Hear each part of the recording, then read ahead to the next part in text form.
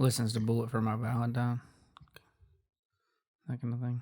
What? What does that even mean? Gothic, I don't know. Is that like emo? Yeah, that's it.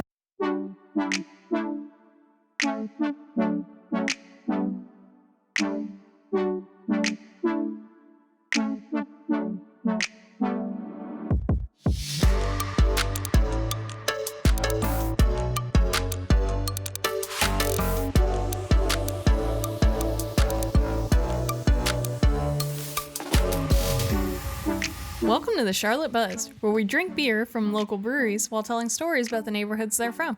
I'm Chrissy, and this is Dru.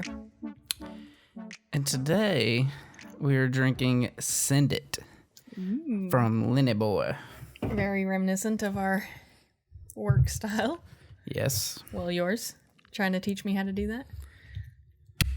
Yep, that would be feces, as I say. Fasa. F it, ship it. Okay, I'm gonna need some help getting this guy off. I'm breaking it. Apologies to all the noise here. Podcasters who aren't watching me terrorize a 4-pack. Apparently, we are going cans this season. I figure, we might as well mix it up and try out some different avenues of distribution. If you're not watching the video, which doesn't seem like many of you are. Which is probably for the best. Yeah. These Send It cans have a pair of denim pockets. It's like a butt pocket. A denim pocket. Yeah. It's a denim butt pocket. I like to believe that they're from jorts. I mean, you'll never know. I'm sure that is, because right now, homie's jumping his John Deere lawnmower over a Volkswagen Beetle. What? When he says send it. Yeah.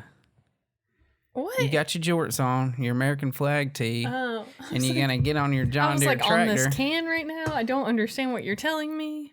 Okay. You're going to get on your John Deere lawnmower, build you a dirt jump that Billy Bob put up last night, and you're going to send it over a Volkswagen Beetle. That's how it, Yeah. That's what I see.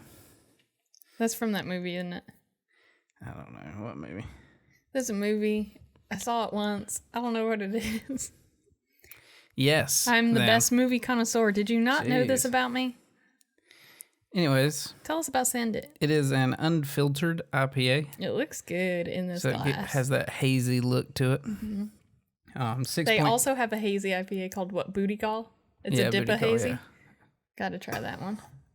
But carry on. 6.3%.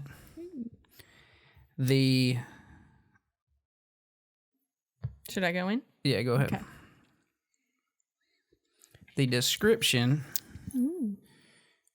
from Lenny Boy says it's a lifestyle beer. So, jorts. I'm good with it. Teach my lifestyle to be just send it, because I care way too much. And I can get on board with this beer.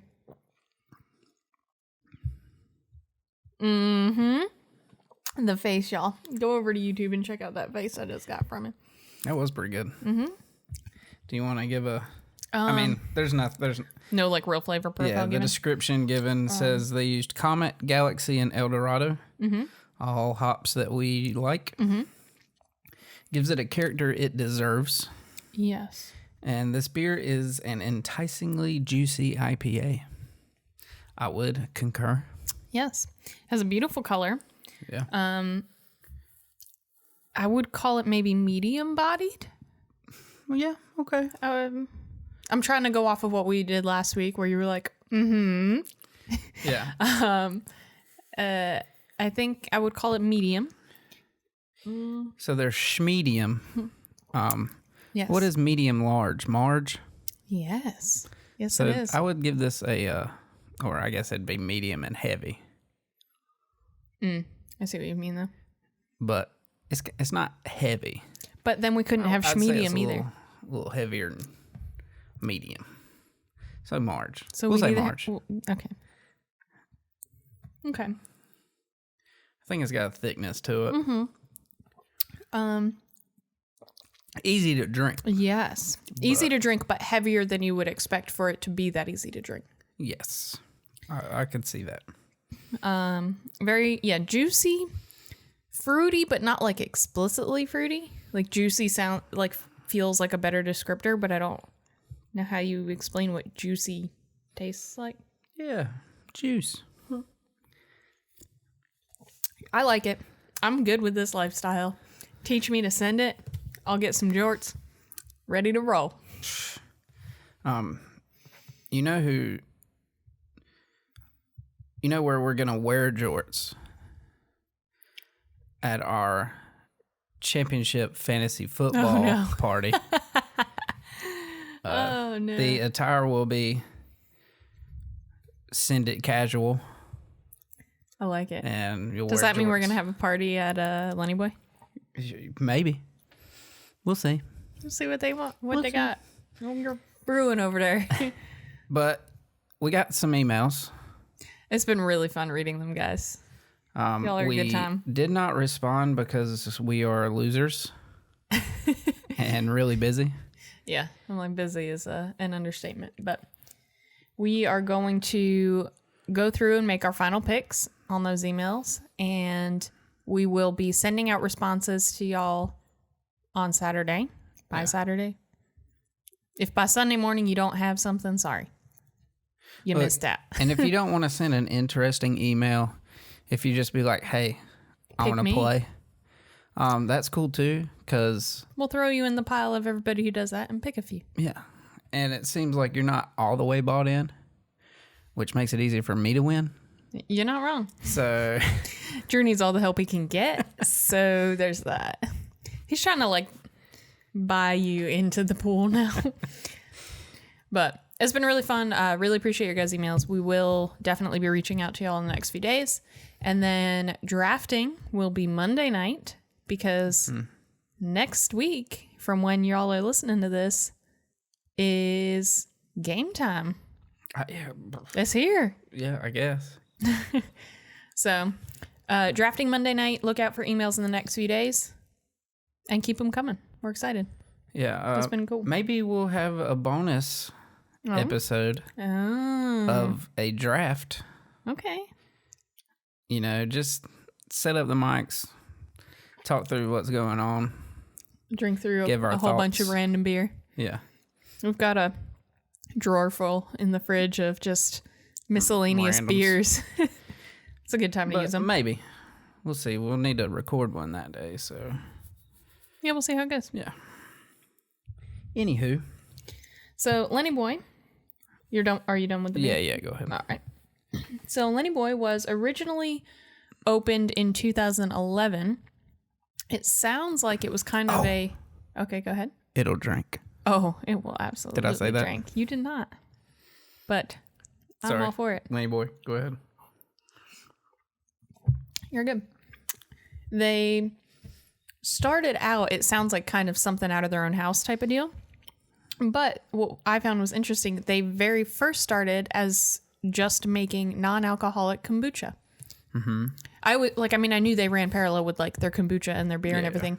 I didn't realize the kombucha came first.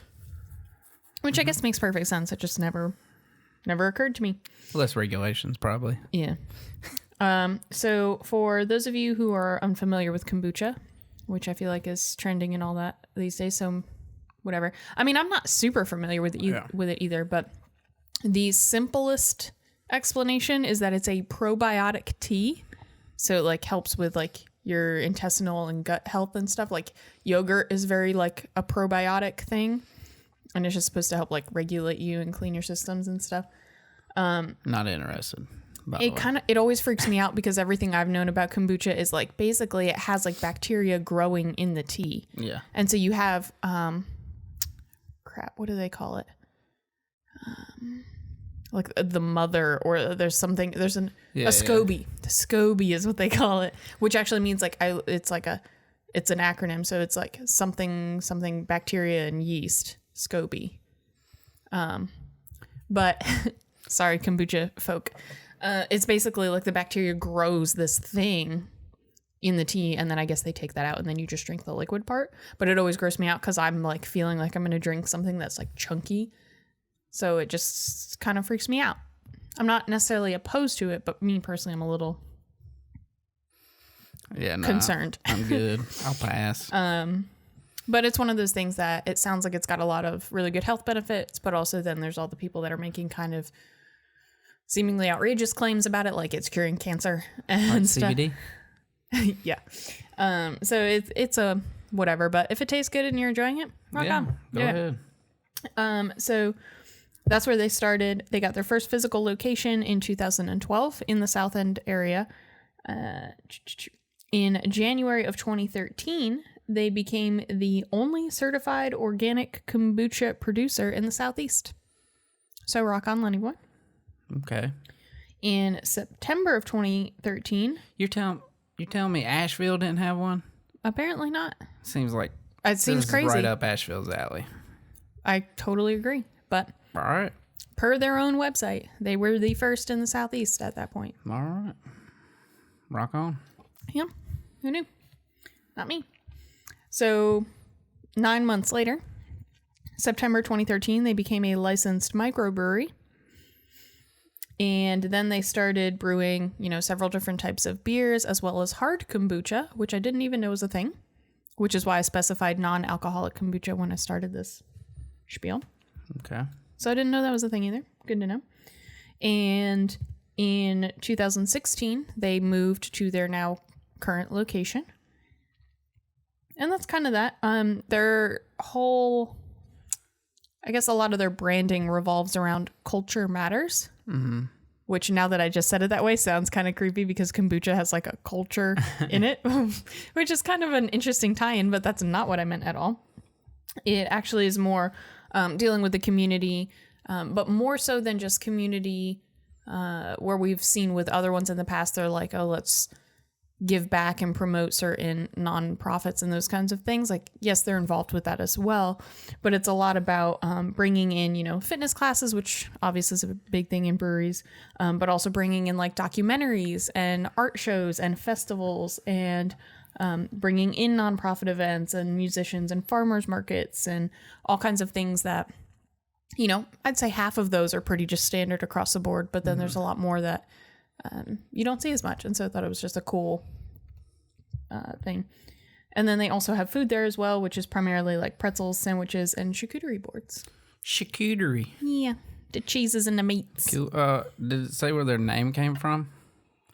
Because all I can think about, especially with the logo too, I'm like getting like hardcore Of Mice and Men vibes. Oh, it is so unbelievably interesting that you just said that. We're going to come back to that. Lenny Boy's a name. The founder of Lenny Boy, his name is Towns Moser. Okay. But he had a dog named Lennox. And so it was just kind of something real simple. They were all out, like him and a bunch of friends, they were all outside, the dogs running around, and he just like had kind of nicknamed the dog Lenny Boy. So he just kind of yelled, "Hey, Lenny Boy, come over here." And then it sort of became like an inside, not quite joke, but it's just an inside thing of like, "Oh, hey, get me a Lenny Boy." And that just turned into what they named the brewery. Cute. There you go. Named after his dog. I mean, I figured as much because there's a man and his dog. But yes, very Of Mice and Men-ish. Yeah, I can definitely see that. And so interesting that you said that because, yeah. Okay. So we're going to be going into the South End. Been there a few times. This is our sort of like our Plaza and Noda. And the three of these we're just going to hit forever. Yeah. But mine's a bit of a reach for being South End. Okay. But also kind of like we want to try to get into Uptown more because there's no breweries there. Mm-hmm. So this is kind of, it's in the circle, in the 277 circle. Okay. But 277 circle, pushing South End. Yes. Okay. It is just on the other side of Bank of America Stadium. Mm-hmm. So not far from South End. Okay. But we'll let you slide, I reckon. I thought it was in South End originally when I looked it up. He don't know nothing, y'all. But we're going to start in 1788. Ooh, all right. Or 1799, depending on who you ask. Yep, I have some of those. That's always fun. Differences in mind. We're going to start far away from South End, though. You're running a lot of parallels to my story. Oh, yeah. Go ahead. Conrad Reed. Okay. Little boy. A Lenny boy?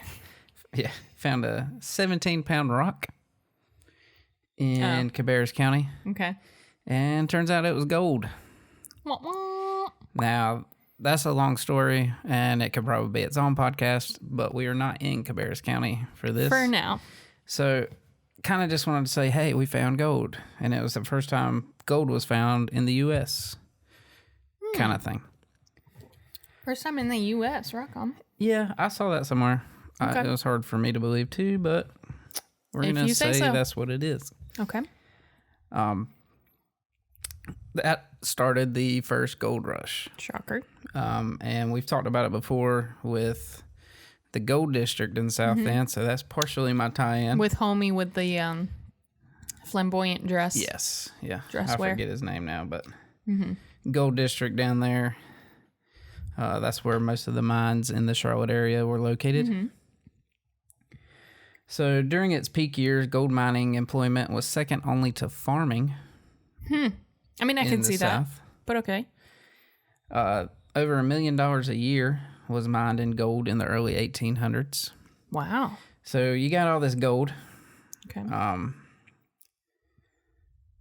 And you got to do something with it. And people would turn them into coins, but the closest place for that to happen from Charlotte was Philadelphia. Where was the other mint? Delaware? There was a Philly mint, and there's two main mints that are still active. Denver, that's what it is. Yeah. I knew it was a... Yeah, you find P's and D's on the coins, Yeah. So... PA girl, I knew Philly well, but... Yeah, so Philadelphia had their mint, and these miners would have to take their gold all the way to Philly. Yeah. And that's weeks away. That's a trek these days in a car, let alone. Yeah, so long ways away. Had to go through Cherokee Indian territory. Yeah, I was like, I can only imagine how treacherous that is. And it says that they were just a little more than wide-end game trails and people trying to take your stuff. Yeah. Ford the river. Try not to die of dysentery. Yeah. They had a video game about it, something like that. Nuh-uh. Oh, Oregon Trail. Not the same thing, but... They made a card game out of the Oregon Trail. Yeah, we played it. Yeah. I was gifted it in like a white elephant thing in a Christmas Also game. impossible to win. Yeah. Makes no sense. There is literally no way to win that, though. There was no way. The card game? Yeah. Yeah, no. Impossible. The video game, I enjoy you could playing. do it. Yeah. You could occasionally get through. Oh, I get through almost every time. I know how to do it right. You cheated. Nah. You just got to know how to do it right. Be willing to let your people get real close but not quite die, and then build them up. Rest a few days in the right spot. This is a strategy.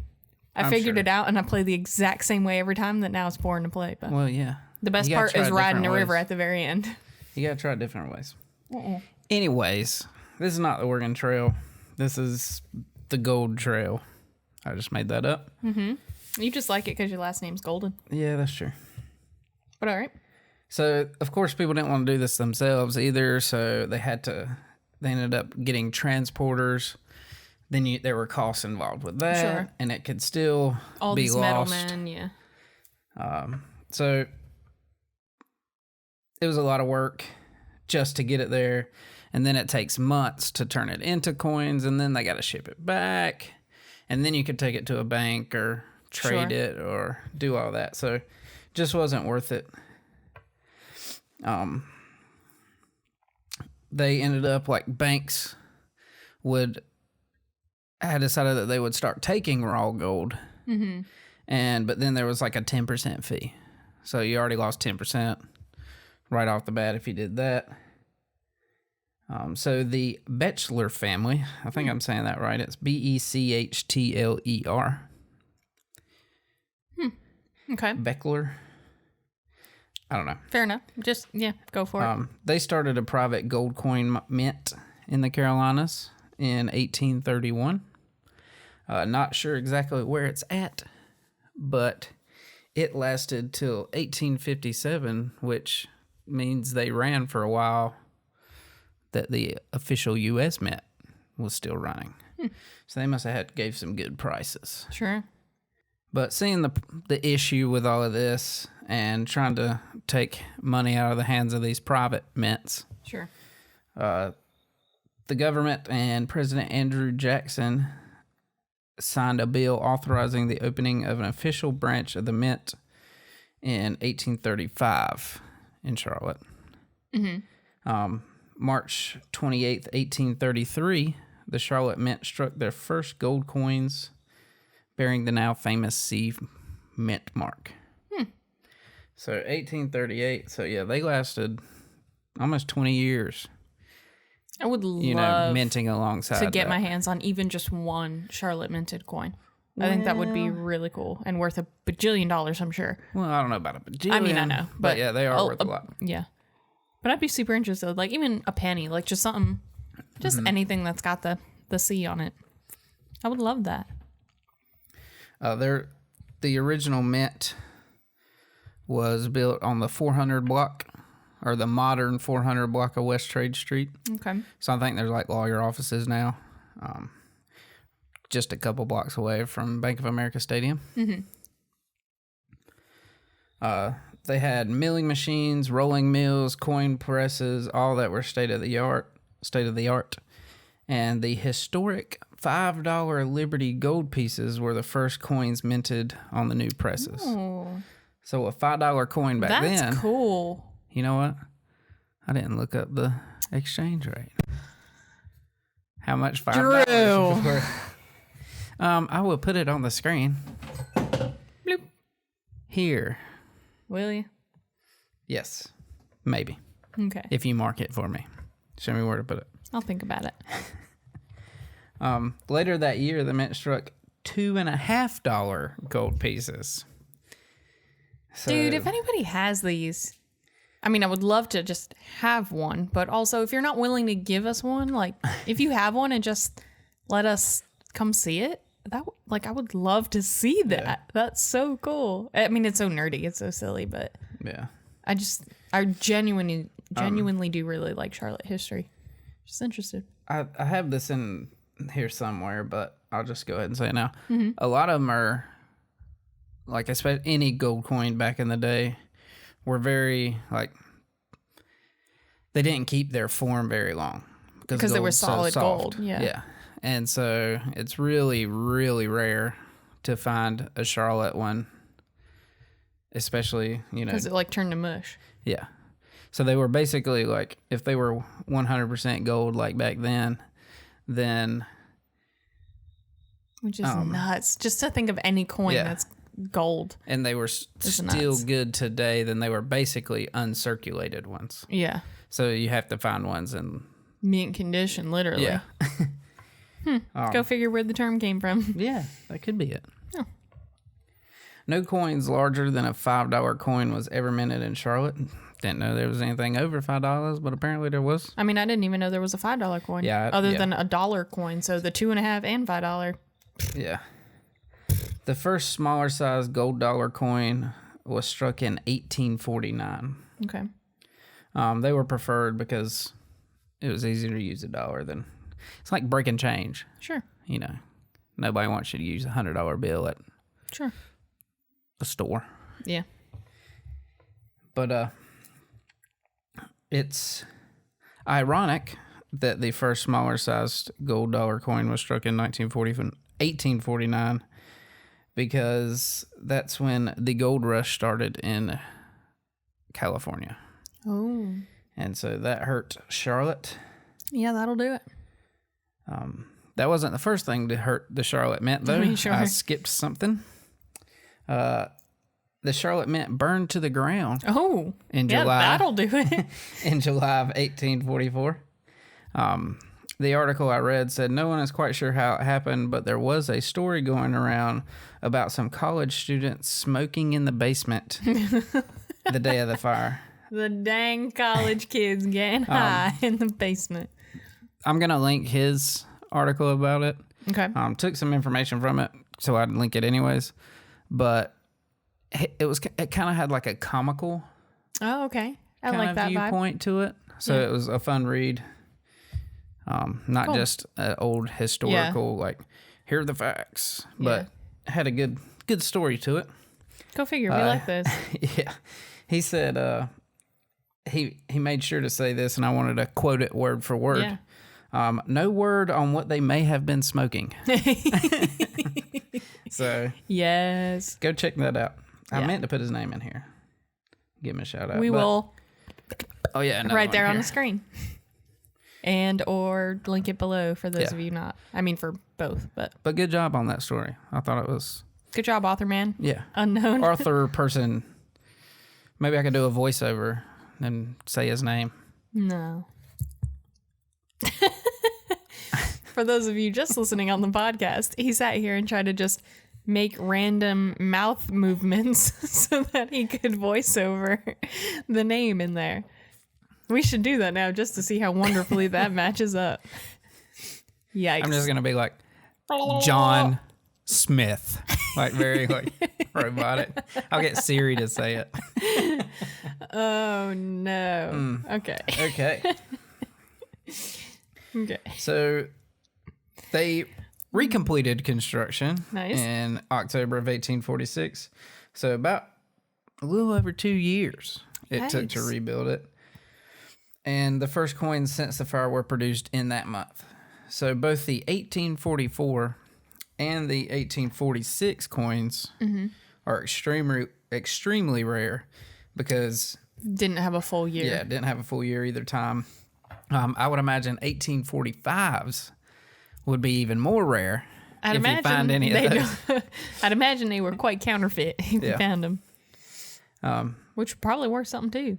But yeah, that'd be like some common Just like current gold. person trying to counterfeit and put in like, oh, let me pick this year and Yeah. like getting busted for being an idiot. yeah. That would be something we would do. Well, now we're back to 1849. Okay. So the Charlotte Mint was hurt because California had their gold rush, and a lot of people split from Yeah. Carolina and went there. Yeah. Interestingly enough, though, a lot of the miners who were here in Charlotte and went to California would bring their gold back to be Oh. minted in Charlotte Interesting. because there wasn't a mint out that way yet. When did the Denver Mint? Well, I don't know know about the that you know Denver Mint, but the San Francisco Mint Oh. began producing coins in 1854. Okay. So they got, I don't know how long it would take to get there. Maybe a year. I don't know. Quite some time. So maybe people went there and then, According to the Oregon Trail, I'd give it a good 9 months. yeah. I always start like in April, so it's just past the cold season where it's still cold, but you can make it. And then you'd get there right as it's getting cold again. Okay. So I'd give it the The 8-9 months by wagon, they probably like went out to California. because Oregon Trail is historically accurate. Oh yeah, of course. They probably like loaded up the wagon with all this gold, come back through the wild, wild west, Wow. and get to Charlotte to mint their gold. And then they like see in the newspaper that San Francisco built their mint. That would be. Yeah, I mean, that's so Like, true. it wasn't there when they left, but when they got here, it had been built. Yeah, that sucks. But I mean, that's gotta be true. That Yeah. has to have happened Yeah. for Definitely. several people. A lot of the coins in Charlotte and like their rarity and it's like they minted like the least amount of coins of any mint ever Sure. apparently. Because there was two further south, Dahlonega, Georgia, which is where Mountain Phaser Ranger School is. Oh, okay. And Dahlonega is actually crap. I knew that it was like yellow rock is what Dahlonega means, or yellow something. So gold.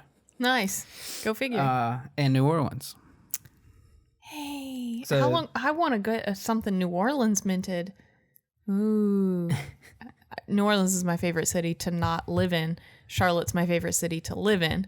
So I need a coin from either of these mints just for good measure. But that's awesome. Yeah. See, apparently I've got some history with mints because those are my two favorite cities. Philly is not the city I grew up in, but very near where I grew up. And Denver is my favorite football team. Sorry, I know we suck. This year's going to suck. Fantasy folk. What, Joe Flacco? He's easily a top 30 quarterback. Oh, God. We don't know how to run a team at all, but I was a bandwagoner on the Elway years, guys. It's fair now. But apparently me and Mint Cities, we know what's up. So somebody help a sister out. Anywho, one thing with so that helps with the worth of the Charlotte coins, all that we've already talked about. Sure. But also a lot of history coincides with their with that time span, or yeah. Okay. So 49, they declined. So now there's not many. Well, that's when the gold rush started, so they're worth a lot. Yeah. And then there's they have it burned down, so they have that span of just very small numbers. Okay. And now we're getting to the Civil War. Okay. This is where I saw conflicting reports. Sure. Again. Minting continued at the Charlotte Mint and then was halted forever in October of 1861. Okay. The Civil War started in May, or North Carolina seceded from the Union in May 1861. And so technically it was in a different country. Okay. So the conflicting reports part is supposedly, according to one person, the United States government continued minting until October of 1861. Okay. And then another report says that a month prior to secession, in April, Confederate troops had already seized the mint. Okay. But they have coins from October 1861. Oh. So if this is true, then from April 1861 to October 1861, these are United States minted gold coins minted by the Confederates. Interesting. They never minted their own coins, but yeah, there's, May, June, July, August, 6 months of United States coins being minted by the Confederate States. Mm-hmm. Interesting. So, that's interesting. So those are worth a lot because a lot up in the air about that. And how many coins can you get from America that were minted not in America? Quote, by sort of. Yeah. Strange. Yeah. Not by the United States. Yeah. They definitely seized it at some point, and it was became a hospital office type situation. Mm-hmm. It was Confederate headquarters and hospital. Mm-hmm. And that's about all they did with it. It kind of sat empty for a while, not sure for some years. And then in the early 1900s, it was a Red Cross station during World War I. Okay. It ended up being a meeting place of the Charlotte Women's Club. Hey. That author that I was talking about mentioned that that it's not confirmed, but they destroyed the building possibly because they were looking for gold coins. The women did? Yeah. Get it. It may have been in jest, but possible. Yeah. But we'll tear the place down if we need to. But in 1931, the building was slated for demolition. They wanted to expand the local post office. Dang, post office. We always got to bring up a post office. It's not a Charlotte Buzz podcast if there's not a post office involved. Yeah. So a group of people were like, no, this is history. We don't want to do that. So they didn't demolish it. They moved it to Randolph Road, which looks like a hall.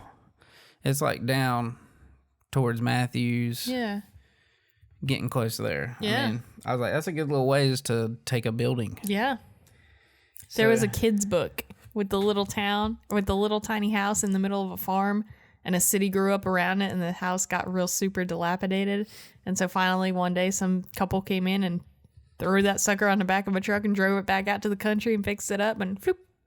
That's all I think of anytime there's talk of moving a building, because it sounds so ridiculous. But I'm like, no, there's a kid's, like literally like, one sentence on a page, kid's book on that kind of stuff. Strange how those things like crop up. Yeah. But that's Chrissy with your ADD moment, folks. Yes. That's where it currently resides. Randolph Road. Okay. They turned it into an art museum. Oh, I want to go there. That all around this sounds cool. Museum. Love it. We need to go. I believe in 2010 was when they made the new Mint Museum.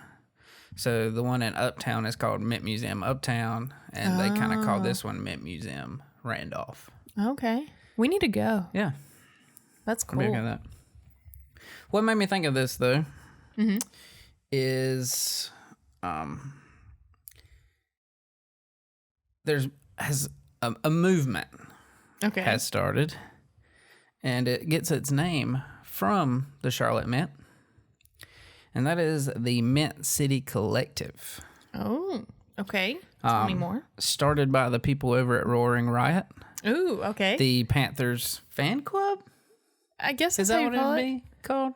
Fan club? I think that's fair. Like tailgate. The people that follow them all over the country to, like, they go to all the games, but it's actually like sort of like a paid membership club, right? Yeah, like, you gotta be a paid member. But you get tickets to all the away games and stuff too, and you're part of it, and it's just a really cool thing. But yeah. So started by those guys. It's a grassroots organization that, according to their website, believes in the passion for soccer in Charlotte and its ability to forge a strong cultural bond in our community. Let's build, connect, collaborate, and inspire our community to join us as we mint Charlotte as a soccer city and help bring an MLS team home to our home. Well, with them and Tepper, I think that may happen. Yes. Because he's trying hard. On here as well. I figured you did. Tell me more. Tepper himself, the Panthers owner, David, is his first name. I don't. Mr. Dave. Yeah. Is pushing for an MLS team in Charlotte as well. Kind of an important person to want a team. Seeing how he brings a lot of money into this town. Yeah. And influence, and at least to somewhat owns the stadium that they would probably pay in. Yeah. Not real sure what his percentage of that is, but right. He's been to meetings with the MLS, put in an official bid. The MLS is trying to expand to 30 teams. I believe they were at like 24, they were at 26 and got 2. Is it sort of like the NFL? Like, I mean, I understand soccer enough, but I don't understand, like, I know of a handful of U.S. teams and all that, but obviously it's not the same as it is in England and everywhere else in the world. So I'm not sure. I understand football, and, we've got these divisions and conferences and all of that. Is it broken down in a similar way where you need to add so many teams at a time to be able to keep that new division? Or if it can't support it, they'll just add one and have one that's uneven. Oh, okay. I mean, so do they just kind of periodically add people and then maybe scoop one out of several to make a new division, or do you know? I mean, you don't necessarily know. I don't really know. It depends. I mean, I guess it depends on how they want to do it. Okay. I think it's kind of like a east-west thing right now. So it's just like 2. Oh, okay. I see what you're saying. I believe that's how it is. It's not a whole bunch of, I'm not a big MLS fan or pay attention to it that much, but I would if Charlotte got a team. I mean, for real, yeah. One thing that will help Charlotte get a team, and was a good sign that Tepper was serious and really wants it, is when he bought the team, the Panthers did not have a president. They had fired, or the guy resigned or something. So they didn't have a president when he got here. And he hired Tom Glick. And did you say lick or glick? Glick. With a G. Like Glock, but Glick. But with an I. Okay. Glick. He ran Derby County for 4 years, which is a football team in England. Spent another 6 with Manchester City and City Football Group. I believe he was part of like Fenway Group. Okay. So at some point, so he was like involved with Liverpool and the Red Sox and all that jazz. And he helped launch New York City FC in 2015. Ooh. So Tom Glick is not somebody that you hire if all you want a president for is football, NFL. Correct. He wanted somebody on the team that knew football and football. Yes, who knew the inner workings of the MLS and how to acquire a team. Nice. Or not acquire a team, but start a team. Sure. Mint a team, as they use. But I thought that was cool. When I saw Mint City Collective, that's not something you usually see Charlotte be called, Mint City. So I thought it was a cool little tie-in. Bank of America Stadium is on Mint, the road. Mint Street, yes. Yeah. So it kind of makes sense there. They said they wanted to call it Collective because of the melting pot that Charlotte is with. I mean, that's true. With Yankee folk like me. Yeah. And so people come down and like, if they've been here a while, especially like they may be Steelers fans, but they don't have an MLS team. That's what I was going to say is I would love for Charlotte to get an MLS team because I root for the Panthers. But like I said earlier, like I'm a Denver fan and like that's just, it's been in me for 20 some years now. Yeah. So Carolina's my second and I root for them all day until we get in the Super Bowl with the Broncos. But it was the only thing we could do except to come back from that stupid Seattle Super Bowl just prior where we blew. But yeah, I would love to be able to have a Charlotte team that is like it would feel more like this is my team and it's a super genuine, like I'm here from day one, like lifer. And I would love that. Yeah. I want it to happen. Well, you could go on to Mint City Collective's website. We will link it below. And become a member. They have like tailgates. Nice. Occasionally. They did it at the soccer thing that just happened. I wish I knew what it was called. Rapinoe and all that coming? Yeah, or? When they were all in town. They're kind of like victory tour thing. Yeah. They came to like for support. The other thing. Okay. God, what was that called? I don't know. Soccer City? Maybe. I don't know. But I know exactly what you're talking about. It was like a tailgate. It was like a large tailgate party type thing for the International Champions Cup that was starting. But anywho, or no, it may have been for the Gold Cup. God, I don't know. Anyway. I should know this stuff. You should. Especially if I'm going to talk about it. But we'll link it below. You spend like $30, get a t-shirt, spend $200, be like a bigger member. You can get like a jersey. Ooh. Not official.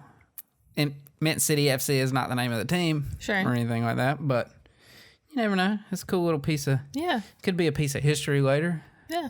Maybe even be as rare as these gold coins that were minted in Charlotte at some point. Probably not worth quite as much as a pure gold, rarely minted coin. Well, you but never know. Still, worth a few bucks. I mean, supply and demand. Yeah.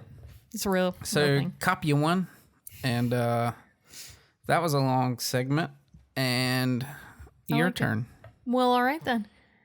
We're going to dive into some individual history. Less institutional history. What? But first... Looks like I'm going to need to send it and get me another beer. Yes. Cool. Okay, so we got to sand it first. Send it again? Yeah. It's already been scented. It's a lifestyle beer, man. It's that good. You can send it multiple times? Yeah. It's for your whole life. You're just going to Keep sending it. That's how that rolls. For real, y'all, this is quite tasty. Seeing as how we both finished one already. Yeah, and the last one, it was a good porter, but yes, it took me. Drew don't know how to pour it. No.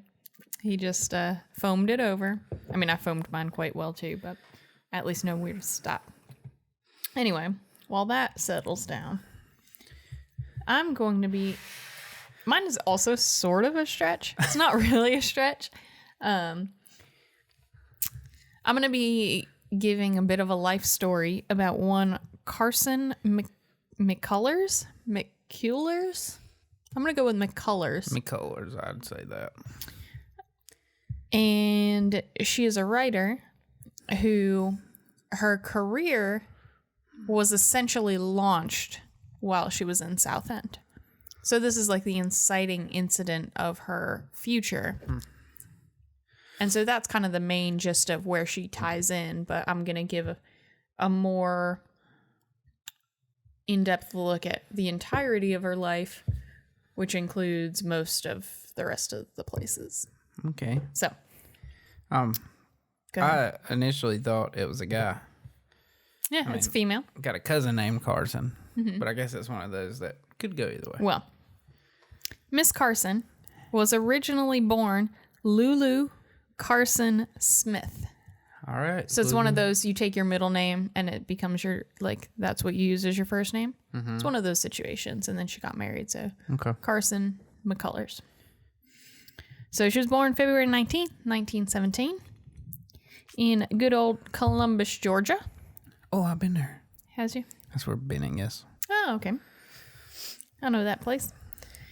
She actually sort of began her career, we'll call it a career, at the age of 10, playing piano.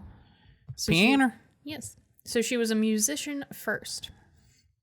I reckon that somewhere in all of that, she was very good at storytelling in her family.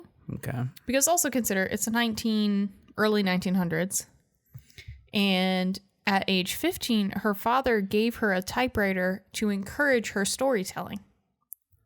Okay. So I think that in itself paints a picture of her family, that her father encouraged her telling stories, gave her a typewriter so she's literate and all of those things, early 1900s and whatever, as a woman. So started as a pianist, not necessarily started telling stories, but was more deeply encouraged to tell stories at age 15. I could just, when you said she played the piano and was a good storyteller, for some reason I thought of like a murder mystery, and then she'd go dun dun dun dun on the piano. I mean, sure, that's possible, but okay, not quite her style, but we I can go with that. I can see how the piano would translate well to a typewriter. I could actually see that. Yeah, you're not wrong. So, college, I believe she graduated school at 17, went up to school, was going to Juilliard in New York City. On the subway, she loses all of her money. I don't know if she was stolen, if she just dropped it. I don't know what that situation is. I don't have those details. But nonetheless, she lost all of her money on the subway. And so instead of going to Juilliard, she ended up getting a whole bunch of odd jobs and took night classes at NYU and Columbia and focused more on writing than on music. But she was originally going to school for music. Go ahead. Maybe she invested in the subway. She lost all her money in the subway. Maybe. Nah, you don't think so? All right. Possibly.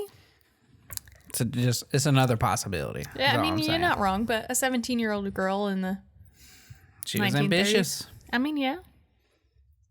So anyway, she ends up getting sick with rheumatic fever. Ends up having a whole bunch of seizures. I don't know if they were, not seizures, strokes. Having a whole bunch of strokes. Oh. Multiple. Yes, multiple. I don't know if they were related to each other or two separate ailments, but both were happening. So for a season, she starts traveling between New York and Georgia to sort of heal, recuperate, kind of goes back, does a little back and forth for a while. Sometime while she's in Georgia, she meets her soon-to-be husband, Reese McCullers. I don't know, this is one of those history points where there's a lot of varying facts on it. So it sounds like they have a long and complicated history. So I'm not sure if that started in process of her coming back and forth being sick, or if that actually started into childhood. But nonetheless, she did meet him in Georgia. They get married in September of 1937 while she's 20 years old. She's had an eventful 3 years, huh? Mm-hmm. Okay. So she's 20 years old, gets married. Her now husband is also a writer. And so when they get married, they decide that they are going to be strategic and not be, poor, starving artists. So they decide one of them will be the appointed breadwinner and one of them will be the appointed writer, and they will switch. They will have seasons where they switch. Okay. So she takes first shift. Like newspaper work, or typewriting work, and then... No, like stay at home, write your book. I'm saying the breadwinner. Oh, I don't know. Oh, okay. Irrelevant. Just whatever pays the bills, I guess. Yeah. So she takes first shift as the writer, and he finds work in Charlotte. So they move to South End and stay in this charming little boarding house for quite some time. A few years, like 3 years. Who says it's charming? That is my colorful language while I'm telling it. No one said it was charming but me. I was going to say, that's the question we need to ask. Who is this that thinks it's charming? But you and I have both been in this residence. I'll get to that later. Indian restaurant? I'll get to that later. It's haunted. So they move to Charlotte. They live in this little boarding house. It all makes sense. Just go ahead. And at age 23, in 1940, she has published her first novel. Okay. It is called The Heart is a Lonely Hunter. Okay. I don't know what any of that means, but all right. I did not write either of these down, but it was, had like a working manuscript title of something else. And it was actually titled after a line in a poem from another famous writer. Again, I didn't write either of those down, but. Probably Walt Whitman or something like that. No. I would have remembered that, but. Oh, okay. So her first novel, 23 years old, 1940. It is a story about a deaf man and his encounters and kind of this group of varying misfits in the 1930s in a mill town in Georgia. And, quote, "It was the first in a string of works by McCullers that gives voice to those who are rejected, forgotten, mistreated, or oppressed." And to me, it sounded very much of Mice and Men-ish, which is where we came full circle on that. Because I have not read the book, but I read synopses online and little clips and all kinds of different things to try to, do the best I could without having actually read the book.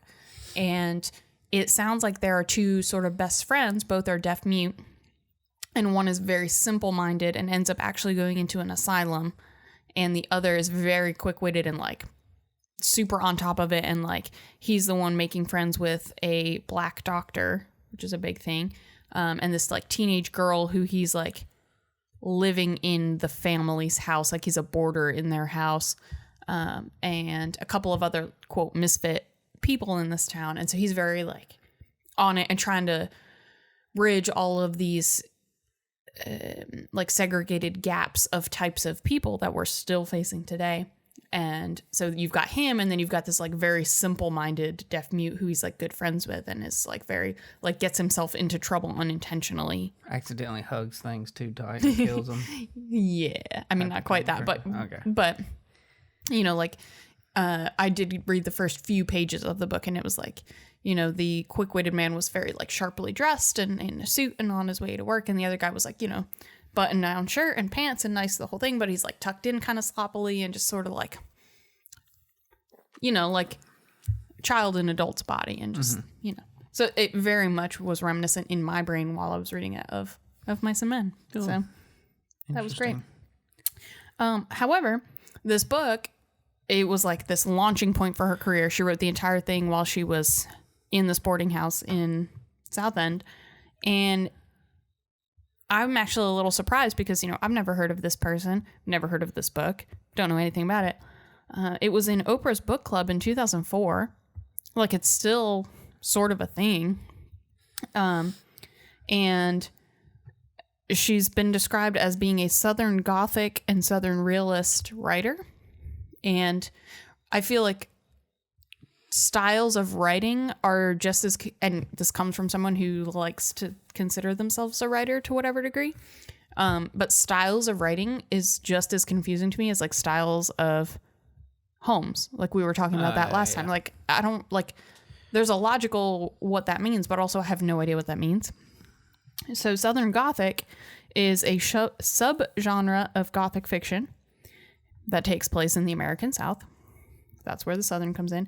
And common themes in Southern Gothic include deeply flawed, disturbing, or eccentric characters who may be involved in, it says hoodoo, but, you know, kind of like mystical, magical, like things. Listens to Bullet for My Valentine. That kind of thing. What? What does that even mean? Gothic, I don't know. Is that like emo? Yeah, that's it. That's not what you're going with? Yeah, that's what I was going. May be involved in hoodoo, decayed or derelict settings, grotesque situations, and other sinister events relating to or stemming from poverty, alienation, crime, or violence. And this, I guess, is what surprised me most of why I hadn't heard of this author or novel or any of it, is that other authors who are known in this genre or style of writing are William Faulkner, Harper Lee, To Kill a Mockingbird, Yes, Truman Capote, Tennessee Williams, Toni Morrison, Edgar Allan Poe, Anne Rice, Thomas Wolfe, and the list went on, but those were all, you know, like the relatively prominent names. And like when I was real young, I could verbatim tell you the first page of an 8-page poem by Edgar Allan Poe's The Raven. Like, I could just recite it to you. And seems like a waste of your time, but all right. I mean, there's plenty of things that were wasting my time. But so it was just shocking to me that, like, it wasn't even a remotely familiar name to me. But anyway. And something that I thought was interesting for her, because a lot of the things that you read about her as a writer is, you know, she was very depressed, she was very sick, she was an alcoholic, like all of those kind of, in that time period of writers, that's exactly what you would expect of them. And so for her, she said in an interview that writing for me is a search for God, which just seemed so, I guess, kind of counterintuitive to what we see of her personality or what is reported of her personality. I just thought that was a very interesting tidbit. So they lived there until her book is published in 1940, about 3 years, give or take. And again, the dates are all, you get varying reports if it's 1940, 1941, 1938, like it's a range, but so then, and I've not been able to find specifically what job Reeves, her husband, was actually doing, but he then gets transferred to Fayetteville. Okay. So they move there. She wrote her next book, The Reflections in a Golden Eye. Don't really know, but that's what it is. She wrote that entire next book in 2 months after moving to Fayetteville. In 1941, again, varying accounts, possibly 1940, they get divorced. So varying accounts say that when they moved to Charlotte, they were happy that whole time, and then moving to Fayetteville, there was no happiness. Others say that, they had this kind of pact to one be the writer and one be the worker and flip-flop, but her success made it impossible for him to be a writer, and so there was that kind of tension. Others say that he forged some of her royalty checks and was like kind of trying to scoop that. Wouldn't be hard with a name like Carson. I mean, yeah. So they get divorced in 1941, possibly 1940, whatever. She ends up moving back to New York because she had spent some time there. Mm-hmm. Spent some time there as part of like a artist colony type of deal for a while, and then ultimately moves to Paris. She becomes quite good friends with Truman Capote and Tennessee Williams. Okay. Again, how we have no idea who this woman is. That's history for you. You don't know the women, I guess, but that's my own feminist take on it. And something else that became interesting was apparently some of this is just sort of hearsay, looking in on her writing and taking it for you, like the author projecting their own self into the writing, which is very true. A lot of her first novel, this teenager who the main character befriends, is very reminiscent of her young life. So she does like project a lot of herself into her writing. So it's kind of fair. Yeah. And then also based on other people in this friend group who have sort of confirmed this, but she became very interested in women and like fell in love with several women, and it was like an unreciprocated thing all around, but she kept kind of pursuing them anyway, so there was a lot of weird tensions there, with her kind of like trying to go after women and not getting anywhere, and it's a whole lot of interesting stories there, I guess. But she often wrote about sort of homosexual perspectives and surrounded herself with a lot of homosexual friends, and just something else interesting considering this was 1940s, maybe early 1950s. And obviously this is not like a new thing, but just how much we're still facing it as like a world issue makes it so interesting that it was more prominent. Like we are led to believe it was not prominent and that these are new things, and obviously they're not. And so it's just interesting to hear more stories about them.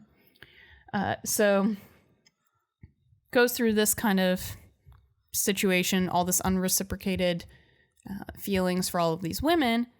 And in 1945, so they get divorced in 41, 1945, she remarries Reeves.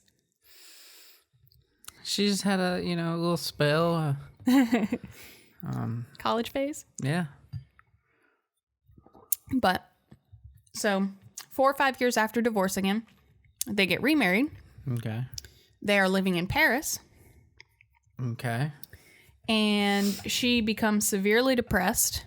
Getting transferred from Fayetteville to Paris seems like a reach. I think he got a new job. Probably. I didn't follow his life, so I don't really know what brought him there. I don't know if he like chased after her. I have no concept of if it was a work situation, if it was I know she's there, so I'll go there. It could have been pure coincidence. It could have not been. Yeah. I have zero real any information on that. But she becomes severely depressed, and again, becomes is a tentative word because I don't know if she just was continually depressed and it got worse or what that was. Mm-hmm. But she attempted suicide just 3 years after that, so 1948. Dang it, Reeves. I know. And in 1953, which is 5 years after that, he tries to convince her to commit suicide with him. Okay. Now it's getting interesting. And she's like, nah fam. Nah, fam. And she's like, nah, fam. Yeah. And she pieces out, and he ODs on the sleeping pills. So he gone. He out. We can't divorce him and remarry him again. He was successful. Yes. Unlike her. Yeah. He gone. Okay. And she ends up living until 1967. Mm-hmm. So she gets another 14 years out of that. And on September 29th, 1967, she dies of a brain hemorrhage at age 50. Okay. Well, So this poor girl before she's even 20 years old, has already had this rheumatic fever, all kinds of strokes. All of that leads her to be fully paralyzed on one side of her body by the time she's 31. So she's like bound to a wheelchair, all that. And then, you know, is depressed, is an alcoholic, has all of these issues. And then by the time she's 50, she dies of a brain hemorrhage. Drugs are bad and good. You're not wrong. But not sure if meth was a thing back then, but like, don't do it. Not sure, but you're not wrong. So over the course of her career, she but officially became published at 23. And in that 27-year time span, she publishes 8 books. And The Lonely Hunter, The Heart is a Lonely Hunter, that was her first. That gets turned into a film in 1968, so the year after she dies. It also was adapted for the stage in 2005 in Georgia, and it ran for about a month in Georgia, and then it toured. I'm not sure where or for how long, but it did tour. Okay.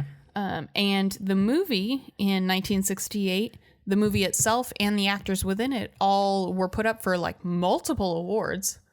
And you can see a preview for it on YouTube, like the theatrical trailer. But the theatrical trailer is like telling you the whole story. Well, it's telling you that Carson McCullers wrote this novel and it's about this. So it's just a very different type of theatrical trailer. It doesn't start like, hey, we're in the movie and the movie is what it is. It's here's the real life situation that brought us the movie and here's what it's about. That's what but there's like a 3-minute thing on IMDb about it. So you can check that out.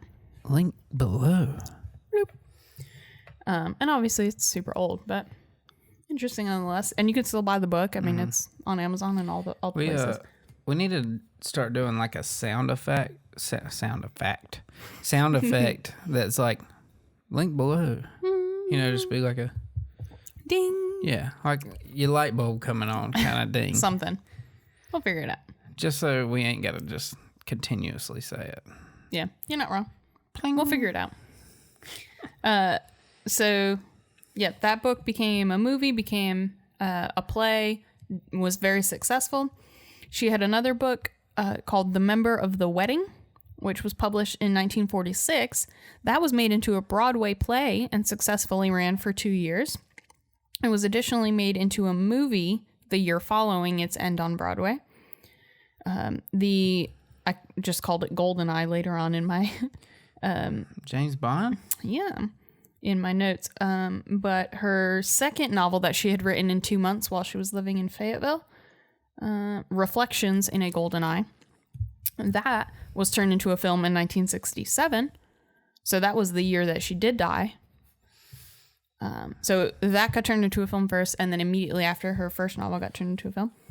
And the director of Goldeneye said, obviously he had directed it the year of her passing, but he had met her actually in her early 20s while she was still living in New York. So while she was in the midst of being very ill, and heading back to Georgia. He said that there was nothing timid or frail about the manner in which Carson McCullers faced life, and as her afflictions multiplied, she only grew stronger. Oh. And so, you know, feminist me, I respect the crap out of that. And I mean, the girl freaking only lived to be 50 years old, but dealt with a lot of physical ailments, like significant physical ailments, published 8 novels, like published her first one at 23, which makes me super depressed about my life. And like, I mean, she had a very full fighting life. And so rock on to her. And now her original home in Georgia and her home, one of her homes that she lived in New York, are museums about her life. There's a university in Georgia in, what was that? Columbia? That's where she was born? Mm-hmm. Columbus, not Columbia.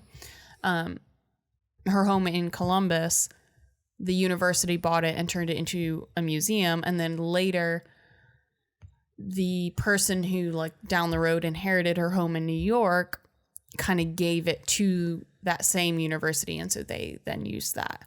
And so both of those are also on the historic places register, as well as the place she lived in Southend is also on the, historic landmark register. And part of that is because of her life and her, writing her first novel that sort of launched this career for her right there in that boarding house.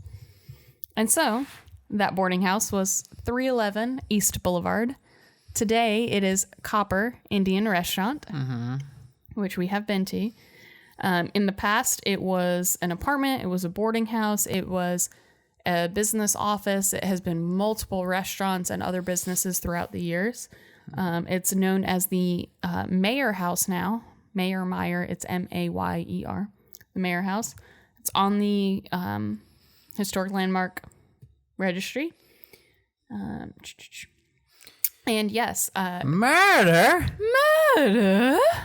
It is considered to be a haunted place, and I have searched immensely on the interwebs to try to re-find the story that I knew about it, and could not find it. It is under lock and key in print.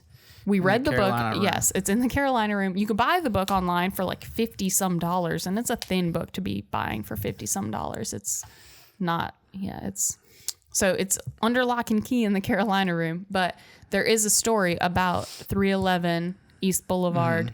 I want to say it was something to do with somebody getting locked in a door in the attic and then breaking through it. It had something to do with the upstairs part. I can't remember. Because we've been on this mission to find the best Indian in Charlotte, and so far we're at Blue Taj, but if you have recommendations, please send them our way. We like the spicy chicken tikka masala. But we went to Copper, which was very good, not to our spice preference, but we can go back and request spicier. But we went there, cool, carried on, went to the Carolina Room that day, and then found out, we left there to go to the Carolina Room to do some research, and found out that building was the place that we had been reading a story about. We were like, holy crap, that's literally the address we were just at. We didn't know the exact address, but I was like, hold up. That's right near where we were. And so then we started digging, and we were like, we literally just ate in that building. And so it was something to do with the attic and something being locked behind a door, and I think something trying to get out of that door. Or like evidence that something was trying to get out. Or there was like scratches in the door or something. We'll look it up eventually. Maybe we'll talk about it at Halloween. But we did not have the ability to get back into the Carolina Room before recording today. But she says lock and key. Go to the Carolina Room. I mean, it's the library. It's the library in Uptown near the 7th Street Market. What was that lady's name? Oh. Very helpful. The woman at the desk is fabulous. I'm so sorry I don't remember your name. Knows everything. She knows everything. She will come up to you out of nowhere and give you 10,000 extra resources. She loves her job. She's fabulous. Go there. Yep. Don't be afraid to ask questions. She truly knows it and loves to do it. It's very clear. So go check it out. It's really worth it. But that's kind of it. Her life, I just thought her life was such a crazy roller coaster and super interesting of all over the placeness. But yeah, her career really kickstarted in Southend. And in those couple of years that she was able to stay in a building that is super interesting in its own right. Which, we'll probably talk about the address itself later. But that's Carson McCullers. I'm shocked I didn't ever hear of her. And again, go figure, the minute that I saw that's the address she lived at, and I was like, you've got to be kidding me, because this address just keeps popping up. Yeah. But if it goes back up for lease, maybe we'll get an office there. I mean, I think we have to at this point. It really is. Indian food, the haunted stories we've been looking for, a writer that I've been looking for. That you didn't know you was looking for. But it's nuts.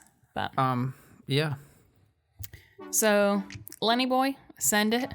It'll drink. It's fabulous. Yeah. Fantasy football. Emails coming Saturday. Drafting coming Monday. Send yours now. Send your email. Tell us anything. Anything at all. Podcast at VanGo, VanGo, creative.com. Ding! Links. Get those to us ASAP, like we said. Picking and the draft is informing Monday. On Saturday. So, cool. Let us know what you think. And we will be in touch with y'all to see where we all stand after the draft next week. Check you later. Bye.